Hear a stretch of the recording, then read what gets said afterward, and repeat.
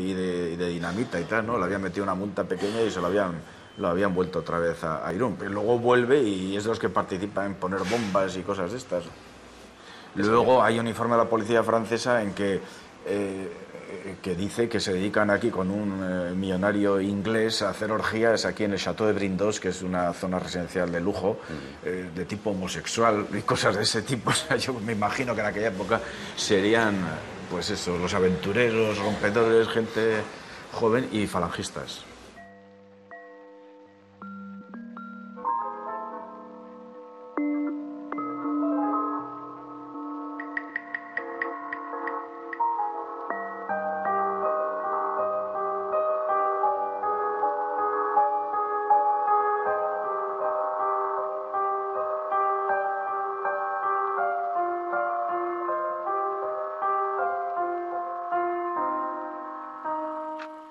Burgos, 20 de octubre de 1937, segundo año triunfal.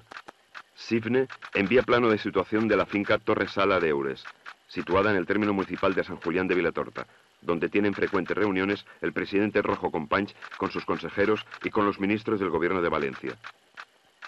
También debemos insistir que sería conveniente destruir la finca de Sert en Llavaneres, pues está instalada en ella todo el personal del consulado ruso. El meu estudi s'ha centrat en la xarxa a França, però la documentació que s'ha trobat a Àvila també revela que hi ha unes xarxes, l'Eurachan, hi ha moltes xarxes del que se'n deien quintocolumnistes, que hi ha centenars de persones i que estaven col·laborant d'alguna manera també en passar informació, gent infiltrada dins l'exèrcit republicà, infiltrada dins els consulats, dins les ambaixades. Quan ja es va organitzar més sota el Sifne, es va dotar cada agent d'un número. Llavors aquí tenim a París els números 1, 4, tots aquests eren els que estan a París, a Toulouse el 14 i el 38, a Perpinyà tots aquests números, tots els agents que hi havia. El que destaca així més anecdòticament, i perquè són personatges públicament coneguts, són per exemple els de Marsella, que tens el 5, el 6, el 7 i el 10. Llavors te'n vas a la llista, que hi ha tots els agents, a continuació exponemos la relació de los números, i te'n vas, per exemple, al 7, doncs Carles Sentís, periodista a Marsella, i el 10, José Pla, periodista a Marsella. Una miqueta confirma, d'alguna manera, des de la font més original que pugui ser, que és la font de l'estat major franquista, doncs confirma tot el que la policia francesa havia anat investigant. Sifne, Irún, 30 de octubre de 1937. Se acompaña croquis en el que vienen indicados los emplazamientos de diversos edificios de la ciudad de Lérida. 1. Correos y telégrafos. 2. Comisaría de la Generalidad. 3. Casa del Pueblo UGT. 4. Estado Mayor del Ejército del Este. 5. Escuela del Trabajo, edificio de 3 pisos en zona poco urbanizada, destinado al montaje de material de guerra. En el seminario, hoy cuartel, se encuentra normalmente una guarnición de 1.500 hombres. No existe en dicho edificio ningún antiaéreo. Acompañamos dibujo de orientación.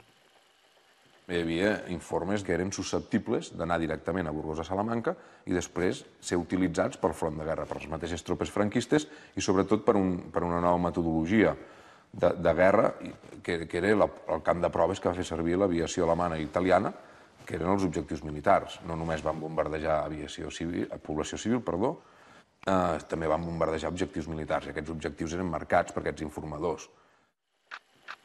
Nota Sifne, cuartel de Lepanto. Es interesante destruir los almacenes de este cuartel porque han acumulado allí mucho material moderno para la reparación de coches, camiones, etc. Resultado del último bombardeo, Fundiciones Girona. Se ha destruido totalmente el horno principal de acero. Los destrozos son enormes, 17 muertos y 65 heridos. Convendría un segundo bombardeo en dicha fábrica. Cuarteles de San Andrés. Grandes destrozos en los edificios y 5 muertos. Nos comunican que en la fábrica Mirurgia de la ciudad de Barcelona, cita en la calle de Nápoles entre las de Mallorca y Provenza, se fabrican gases asfixiantes. El mateix Bertran i Musitu elabora un llibre l'any 40-41, un cop s'han guanyat la guerra ells, explicant amb una certa satisfacció que van arribar a identificar 200 i pico d'objectius a Barcelona per ser bombardejats. A Barcelona van haver-hi gairebé 3.000 víctimes dels bombardejos i la informació proporcionada per aquesta gent, pel Sifne, és clau, no? Sí, sí. Sobretot és clau amb els objectius militars. Però dins de les ciutats, aquests objectius marquen unes prioritats. Aquests objectius enviats a Burgos i a Salamanca amb estreta relació amb el comandament de l'aviació italiana a Palma de Mallorca, doncs creen aquesta xarxa de bombardaments de rereguarda que va ser fatal per la rereguarda republicana i pel cost humà, sobretot de la Guerra Civil, on hi ha més de 150 ciutats bombardejades només a Catalunya. Nota SIFNE. Se acompaña plano del puerto de Barcelona en el que se señala la situación de los barcos Villa de Madrid, Uruguay, Argentina y Ciudad de Sevilla. También se indican los muelles que se utilizan para el desembarco de gasolina, trigo y armas. Por persona llegada de Barcelona, se nos asegura que en aquel puerto hay 6 o 7 unidades de guerra y 2 submarinos. Indicamos la posición en el gráfico adjunto. Convendría con toda urgencia la destrucción total de los hangares del puerto.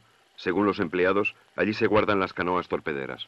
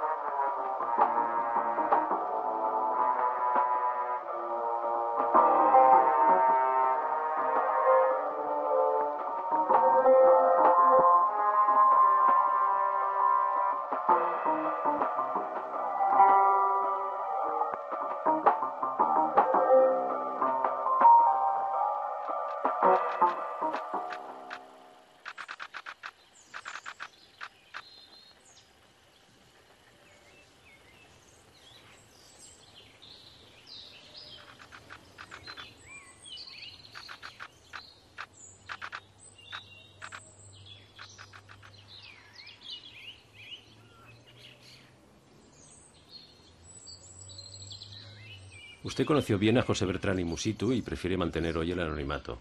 Pero ¿cómo es que un abogado y empresario llega a montar un servicio de espionaje tan importante como el SIFNE? Él había montado aquí el Somatén, en la época del anarquismo aquí en Barcelona, y cuando había un asesinato, que entonces había prácticamente todos los días, los dejaban marchar, y en cambio el Somatén bloqueaba las calles y los pescaba. Luego los optaban como ahora, igual, pero en fin. Él tenía 2 generales a sus órdenes para el Somatén. O sea que era una organización muy grande, enorme. Y entonces, utilizando los mismos del Somatén, a unos cuantos, vamos, pero montó la cosa de espionaje. Pero esto lo montó durante la guerra y él era el que mandaba, no había más gente que mandara, pero hay mucha gente que me lo encuentra. Hombre, yo colaboré con el señor Bertrán y Musitu allá, eso me lo decía. Me lo ha dicho mucha gente, por ejemplo, el periodista, ¿cómo se llama? Sentís. Carlos Sentís estuvo mucho tiempo y lo pasó bien. O sea, le divertía todo aquello. Era un hombre muy inquieto, vamos.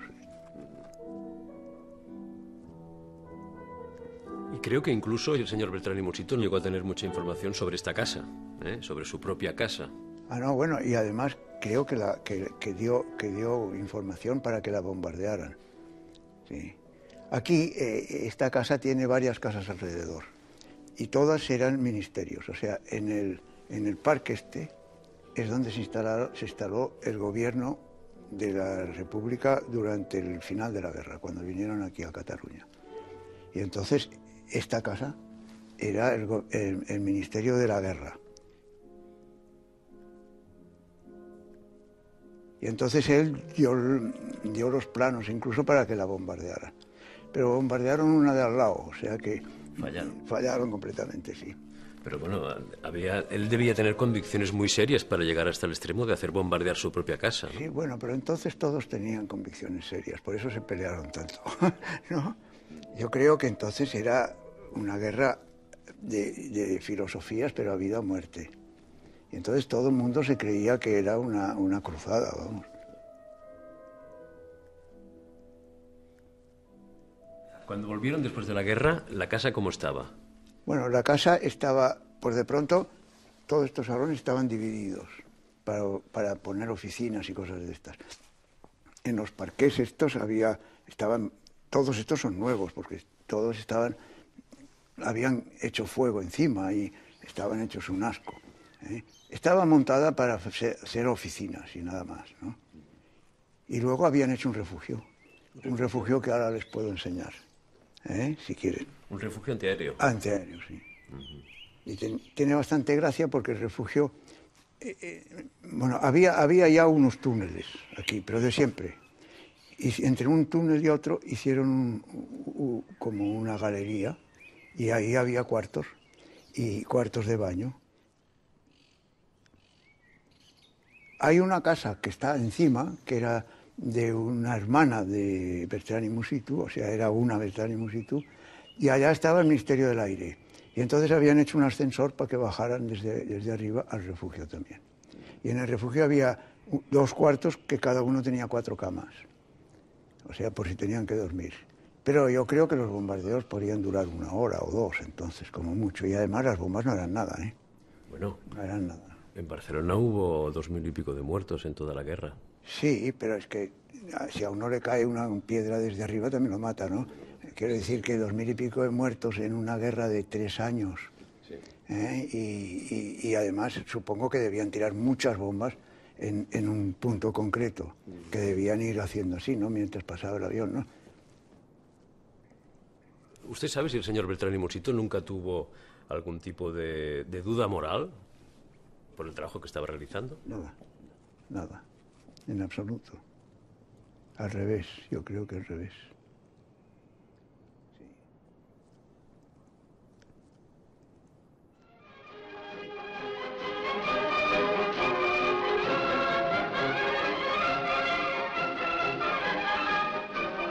Los himnos triunfales no bastan para ocultar la enorme destrucción sufrida por el país.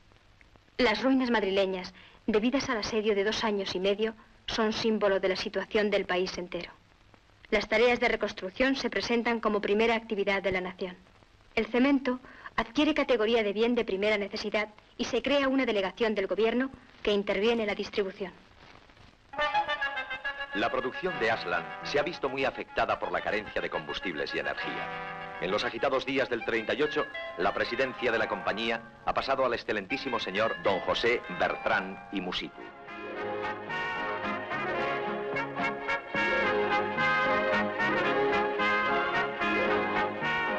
Aslan participa activamente en este plan de infraestructura nacional, colaborando en el montaje de una fábrica de cemento a pie de obra para la construcción del pantano del Generalísimo en el río Turia.